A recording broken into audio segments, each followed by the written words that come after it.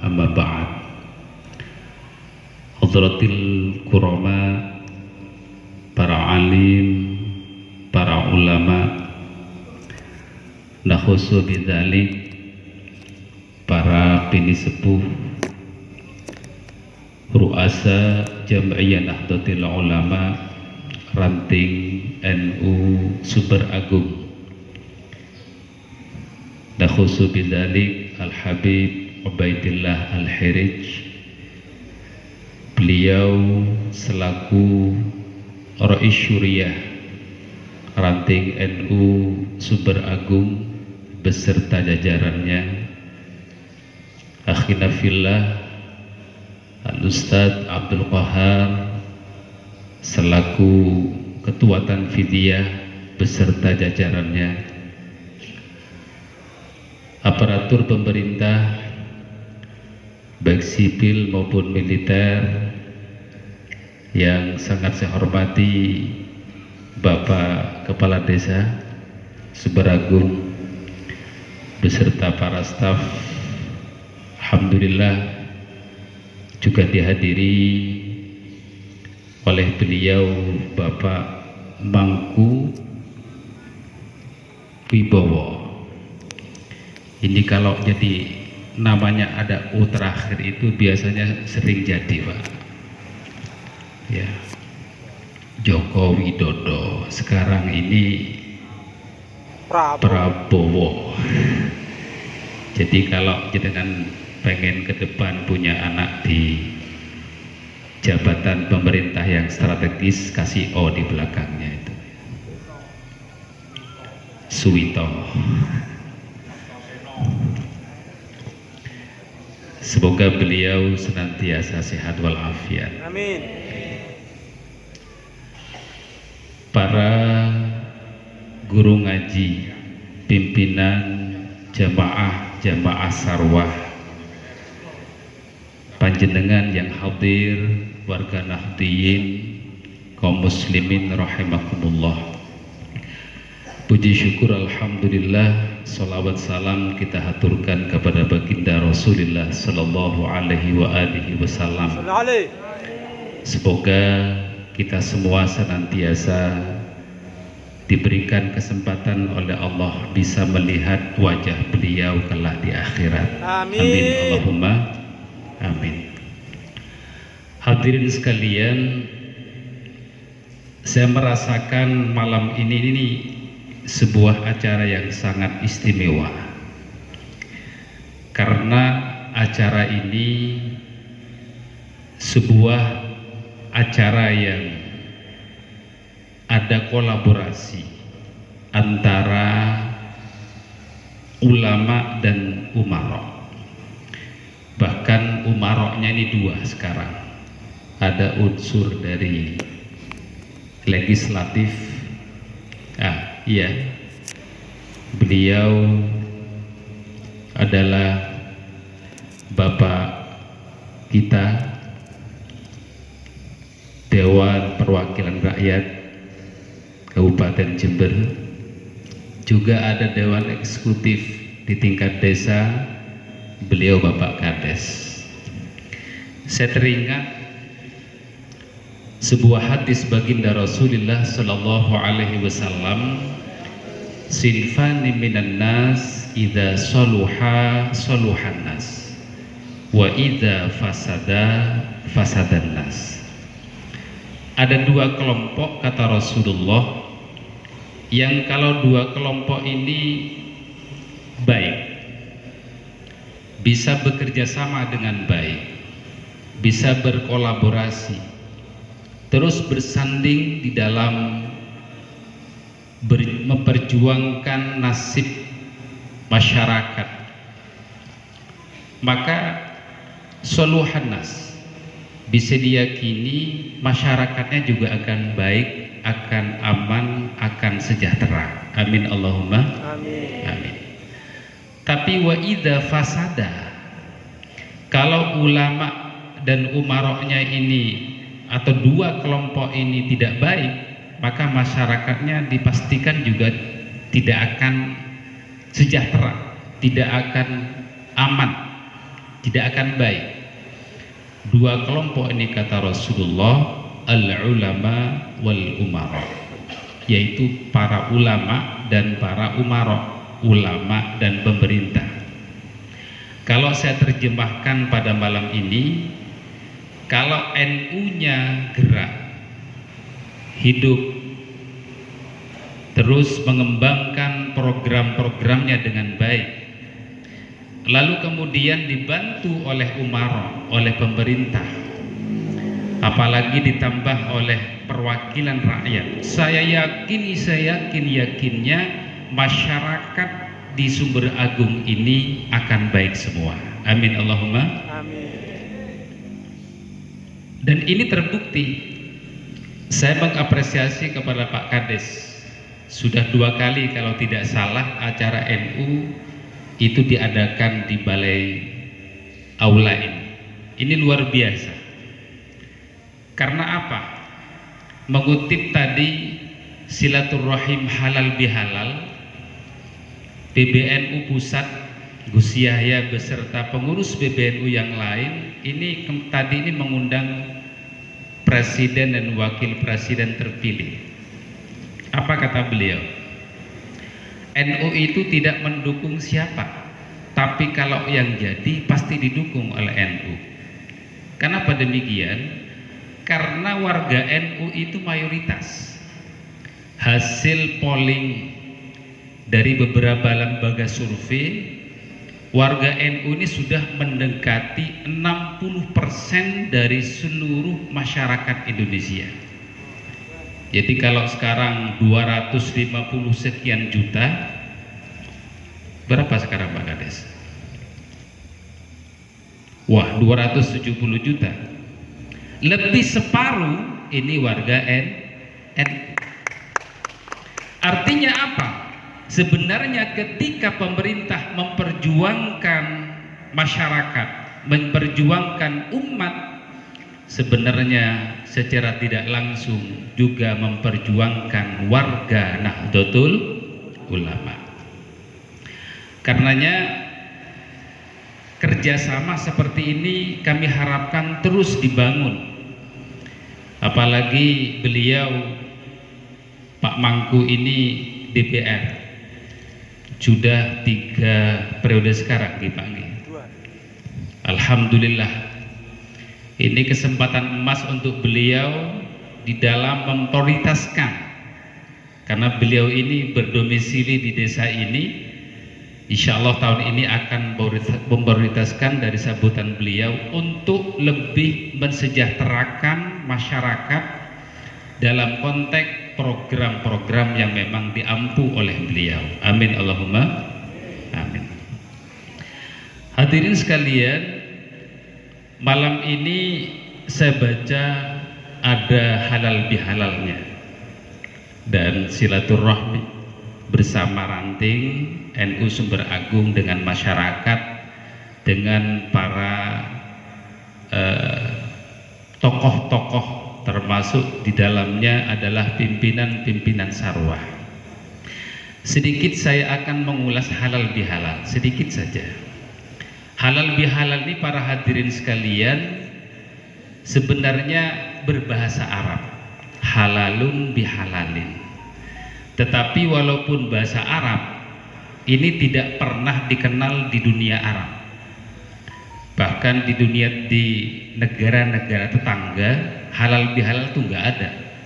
Malaysia, kalau asli penduduk Malaysia itu tidak kenal halal bihalal, kecuali memang penduduk Indonesia di sana yang memang memperkenalkan halal bihalal. Apalagi di Brunei, bahkan di Mesir pun sebagai negara yang di situ ada perguruan tinggi Islam termaju sedunia, ini tidak ada istilah halal bihalal. Arab Saudi yang mempunyai bahasa Arab secara konteks kenegaraannya, ketika ditanya ma huwa halal bihalal, apa halal bihalal, orang Arab jawab ish halal bihalal. Apa halal bihalal ini?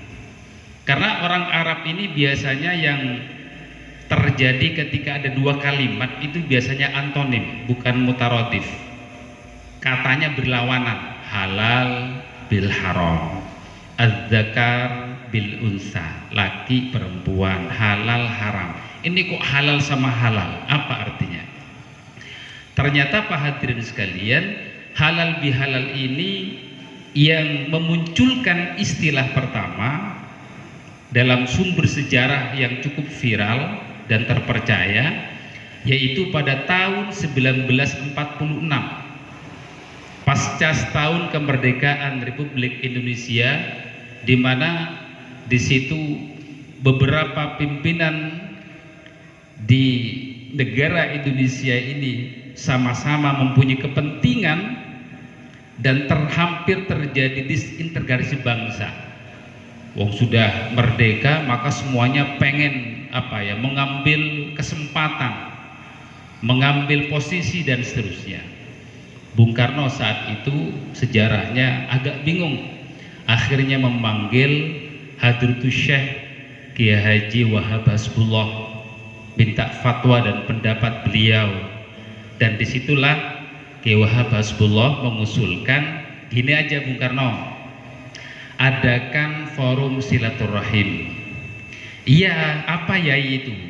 Istilahnya apa? Kalau silaturahim kan sudah biasa, halal bihalal, artinya saling meminta maaf. Jadi halal bihalal itu ay tolabul halal bil halal, saling meminta maaf. Dan ini sebetulnya apa yang kemudian difatwakan oleh Ki Hadratus Syekh Ki Haji Wahab Hasbullah rahimahullah ini luar biasa ketika ditinjau dalam konteks agama. Jadi kadang bertanya, kenapa halal bihalal momennya cuma di bulan Syawal, di bulan Dzulqa'dah, Dzulhijjah, Muharram dan seterusnya, kan tidak ada istilah halal bihalal. Mungkin apa betul? Yang ada itu pada bulan Syawal. Sebenarnya begini pemahamannya. Ramadan itu kita harapkan sebagai wasilah perantara kita untuk memperbaiki hubungan kita dengan Allah. Jadi ada hadis, man shoma Ramadan imanan wa ihtisaban ghufira lahu ma taqaddama min dzambi. Orang yang puasanya benar-benar puasa dengan penuh keimanan dan ikhlas karena Allah, dosa-dosanya diampuni oleh Allah. Jangan lupa, dosa antara manusia kepada Allah. Masalahnya dosa itu dua, ada haqqullah, ada haqqul adami. Ada dosa yata'allaqu billah, berkaitan dengan Allah, ada dosa sesama manusia. Dosa kepada Allah kita harapkan sudah dihapus oleh Ramadan, amin Allahumma. Nah, dosa sesama manusia ini kita harapkan bisa dihapus dengan acara halal bihalal. Maka halal bihalal ini akan menjadi sebuah sarana untuk memperbaiki hubungan kita sesama manusia, antara pemerintah satu dengan yang lain, antara pemerintah dengan ulama, antara ulama dengan umatnya, antara umat satu dengan yang lain. Sehingga mudah-mudahan dengan Ramadan dan halal bihalal ini betul-betul kita ini bersih di hadapan Allah Subhanahu wa ta'ala. Amin Allahumma amin. Yang terakhir, saya tadi dipesan materi ini saya singkat, lebih baik nanti dialog saja, oke? Ya, karena waktunya sudah agak malam. Yang terakhir, beberapa waktu yang lalu, ketika saat saya menjadi Rois Syuriah MWC NU Subur Baru, karena kemarin ini sudah konferensi, saya mengundurkan diri dari MWC, dari Rois Syuriah MWC karena saya sudah 2 periode untuk regenerasi. Saya menyampaikan kepada pengurus ranting NU Sumber Agung agar pengurus ranting ini terkoneksi, tersambung dengan jamaah sarwah, yasinan, tahlilan, sholawatan, napa malih? Manakiban, ya, istighosahan dan lain sebagainya. Kenapa demikian? Karena satu, NU ini perbedaannya dengan saudara kita kelompok Muhammadiyah, NU ini hampir di seluruh wilayah ini kaya dengan majelis-majelis zikir. Jadi kalau kita turun ke desa-desa, pasti di situ ada sarwa-sarwa, kelompok-kelompok zikir. Ya, sarwa-sarwa itu kelompok zikir maksudnya. Tetapi kelompok sebelah, saudara kita, teman-teman orang Muhammadiyah, itu kelompok zikirnya sedikit tapi kaya dengan majelis taklim. Artinya apa? Orang-orang Muhammadiyah itu lebih banyak perkumpulannya dalam konteks mencari ilmu. Dalam kelompok-kelompoknya itu banyak kajian-kajian keislaman. Oleh karena itu, kami di MBCNU Subaru saat itu mempunyai program, ayo kelompok-kelompok majelis zikir yang ada di desa-desa itu jangan hanya memprioritaskan zikir-zikir saja yang memang itu sudah luar biasa, sudah sangat baik, tetapi setelah itu harus ada tambahan majelis taklim. Artinya ada kajian, ada penyampaian dari kiai atau ustadz tentang keilmuan walaupun sebulan sekali. Kenapa demikian? Ngapunten sedaya. Karena orang awam ketika beribadah salah di hadapan Allah, yang disebut ma'dzur, jahlul ma'dzur, atau bodoh yang dimaafkan oleh Allah. Contoh, wudunya salah, cara sholatnya salah, mandi besarnya salah. Kenapa? Tidak punya ilmu. Loh, gimana? Wong itu bodoh. Apakah semua orang bodoh kemudian dimakfu? Apakah seluruh kesalahan orang-orang yang bodoh itu ditoleransi, tidak berdosa di hadapan Allah? Maka jawabannya, memang orang yang bodoh kemudian salah melaksanakan ibadah di hadapan Allah itu dimakfu atau tetap dianggap sah atau tidak dianggap dosa. Syaratnya dua, bapak sekalian. Ini yang disebutkan dalam kitab-kitab fikih Madzhabul Arba'ah. Apa yang dua itu? Pertama, ba'idun minal ulama. Kalau orang bodoh itu jauh dari ulama. Kira-kira ada seperti itu sekarang? Desa terpencil sekali, yang di desa itu gak ada para kiai, gak ada para ustadz, gak ada para habaib yang kemudian bisa mengajarkan ilmunya, lalu dia salah beribadah kepada Allah. Ini dimakzur, dimakfu, dimaafkan oleh Allah, walaupun salah dianggap sah. Tapi satu syaratnya, itu jauh dari ulama. Yang kedua, orang bodoh yang salah melaksanakan ibadah di hadapan Allah, apa wuduknya, apa sholatnya, apa puasanya, atau yang lain, apa hajinya, in kana qaribal ahdi, kata kitab. Apa itu? Dia dekat masanya dengan Islam. Maksudnya apa? Orang itu baru mengenal Islam. Artinya apa? Baru masuk Islam. Seperti siapa? Orang kafir baru masuk Islam. Dia kan tidak punya waktu untuk belajar. Selama belajar dia salah ibadahnya, maka dimaafkan oleh Allah. Nah, kalau tidak ada dua hal ini, contoh, kita ini orang bodoh, tapi di desa kita banyak ustadz, banyak kiai, banyak habaib, kemudian tetap bodoh. Ada pelajaran, ada pengajian gak hadir, mau diisi pengajian gak mau, lalu ibadahnya tetap salah di hadapan Allah. maka itu tetap salah, tetap tidak sah. Dan kalau itu mengandung dosa, maka itu tetap berdosa di hadapan Allah Subhanahu wa ta'ala. Karenanya Rasulullah bersabda, talabul ilmi faridatun ala kulli muslimin wa muslimah. Mencari ilmu itu faridah, ya, fardu, tidak menyebut wajib. Jadi kalau wajib dengan fardu bedanya apa? Kalau disebut wajib itu dalam konteks fikih biasanya masih ada ulama yang tidak menghukumi wajib. Tapi kalau sudah disebut fardu, maka seluruh ulama sepakat harus, kalau nggak ngaji hukumnya dosa.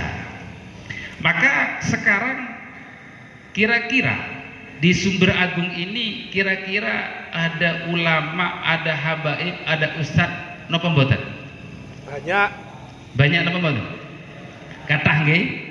Nah, kalau banyak sekarang lalu kita tidak mau mencari ilmu, lalu mempertahankan kebodohan kita dengan ibadah yang belum tentu benar menurut hukum Islam, lah ini sudah tidak bisa ditoleransi. Kecuali ngoten, loh Ustadz kan sekarang saya baru tahu sekarang. Ya sudah, mulai sekarang kita harus ngaji. Karenanya untuk menghilangkan keawaman, untuk menghilangkan kebodohan kita tentang ibadah kepada Allah, ini sekarang pengurus ranting NU di Sumber Agung, yang di situ ada habib, ada kiai, ada ustadz, pengennya akan menyumbangkan ilmu tentang panjenengan semua di sarwah-sarwahnya, tetapi waktunya cuma sebulan sekali. Itu pun waktunya itu tidak lama, paling lama paling 15 menit. Ini yang terjadi di beberapa ranting yang lain sekarang, terutama di ranting Gelang 3, di ranting Karangbayat, di ranting Yosorati 2, di ranting Jambisari, dan beberapa ranting yang lain. Kira-kira jenengan kerso napa mboten, Pak? Halo? Kerso nggih? Alhamdulillah. Supaya apa? Kita ini biar tidak bodoh terus, Pak. Wong kita ini kalau tidak tahu apa cari YouTube, kita ini belajar. Nggih napa mboten? Nggih.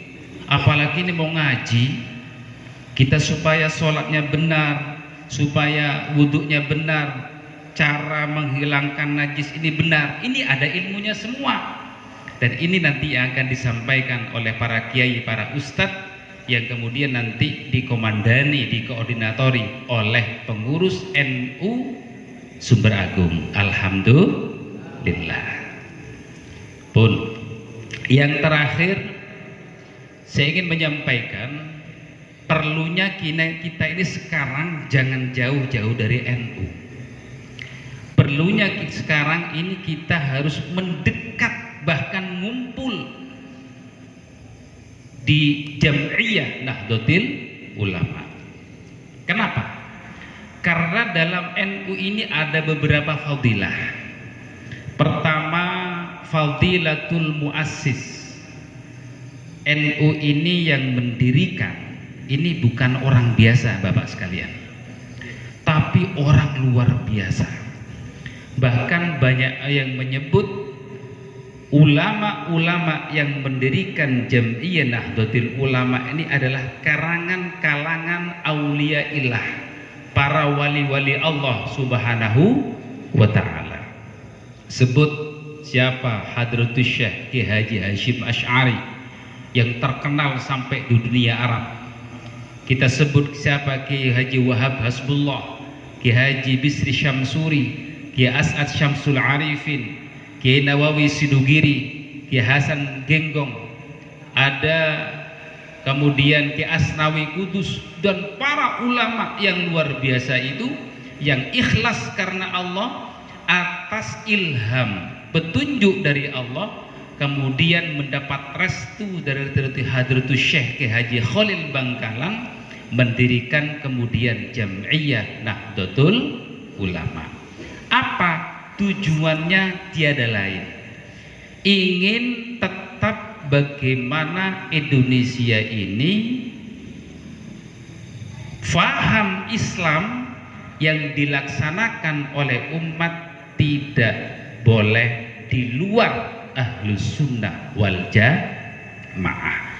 Karena hanya Ahlus Sunnah wal Jamaah ini yang kata Rasulullah Sallallahu Alaihi Wasallam satu-satunya kelompok yang selamat nanti ke alam sorga, satu-satunya kelompok atau faham yang akan menghindarkan kita dari api neraka kalau kita betul-betul melaksanakan dengan sebaik-baiknya. Itu yang pertama. Yang kedua, fadilatul jamaah.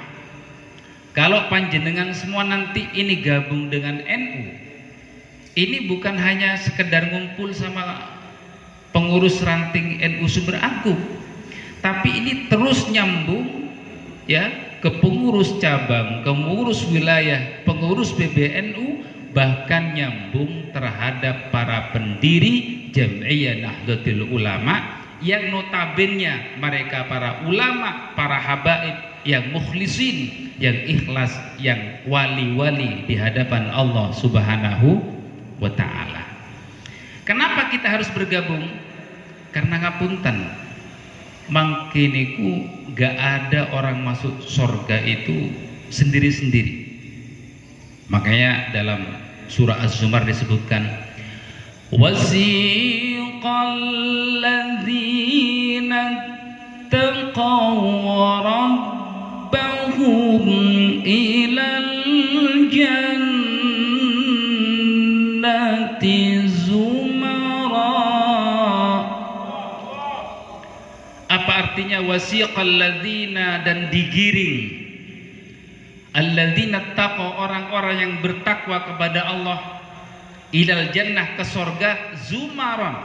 Zumaron ini para ulama sepakat artinya rombongan-rombongan, ay jama'atan. Nah, kita ini mengumpul sama siapa? Apa kelompoknya siapa? Mak Lampir, Prabowo. apa kelompoknya Barcelona, apa kelompoknya apa lagi itu ya, klub-klub lah yang terkenal itu. Karena kata Rasulullah, yuhsyarul mar'u ma'aman ahab, ini korelasi dengan ayat ini, orang itu nanti akan dikumpulkan oleh Allah dengan orang yang dicintai ketika di dunia. Siapa yang kita cintai di dunia, itulah teman kita nanti di akhirat. Maka kalau kita semua cinta kepada NU, bergabung terhadap Jam'iyah Nahdlatul Ulama, insya Allah kula sedaya mangki insya Allah kempal kali para ulama. Amin Allahumma. Walaupun kita ini ibadahnya ya sederhana lah. Maka dalam Asbabul Wurud hadis tadi, ini kan satu saat ada orang Arab Badui datang pada Rasulullah. Ketika Rasulullah dengan para sahabat, datang tamu orang Arab pegunungan, lalu suwan sama Rasul. Dia langsung bertanya, ya Rasul, saya punya pertanyaan ya Rasul. Iya, ada apa Pak?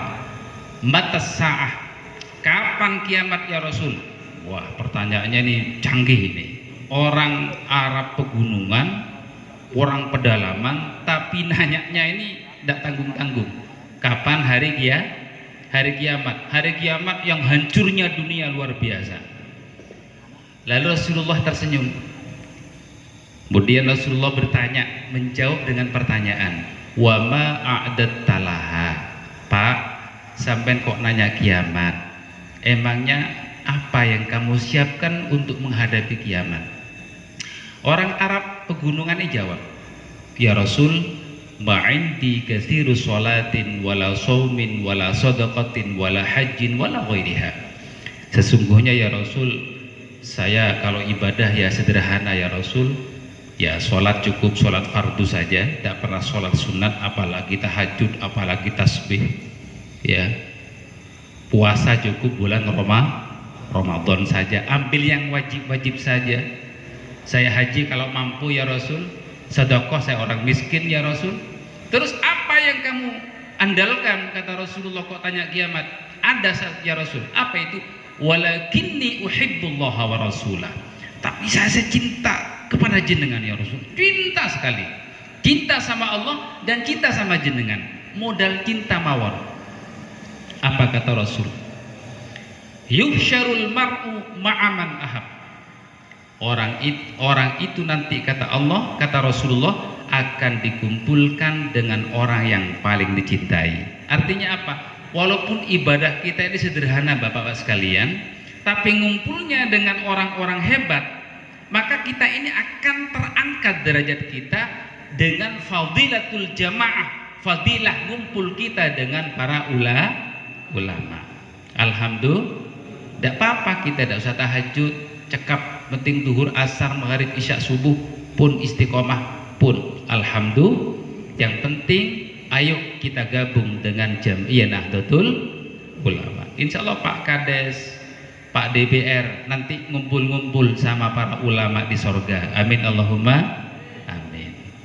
Bapak sekalian, ini materi yang bisa sampaikan secara singkat. Setelah ini akan saya persilahkan kepada Bapak sekalian, barangkali ada yang mau ditanyakan terkait dengan masalah NU,